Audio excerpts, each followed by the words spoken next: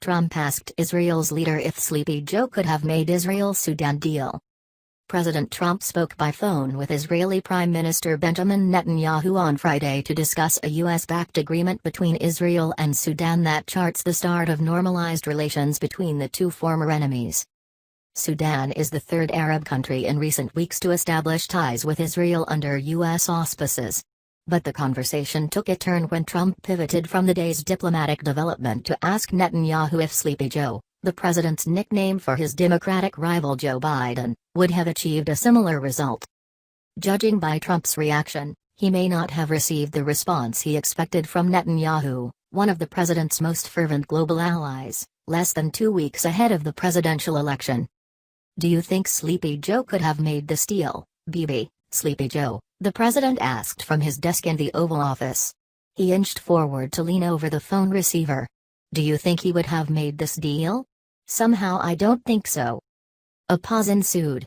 Trump looked down at his clasped hands.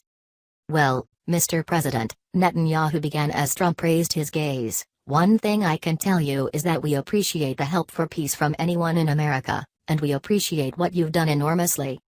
The president shifted his hands as the Israeli leader spoke. Trump's face appeared to fall.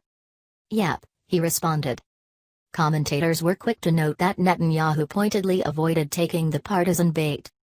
While a handful of populist and right-wing world leaders have endorsed Trump for re-election, the most recent of whom was the Prime Minister of Slovenia, the birthplace of the First Lady, on Friday, Netanyahu has notably refrained from doing so.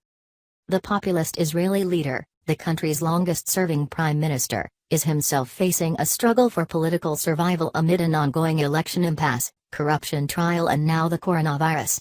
Netanyahu has repeatedly touted his relationship with Trump as one of his distinguishing political assets.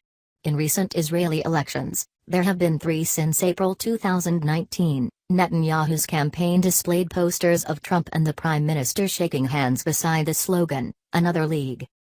With opinion polls showing Biden ahead of the incumbent, however, Netanyahu may be looking to hedge his bets.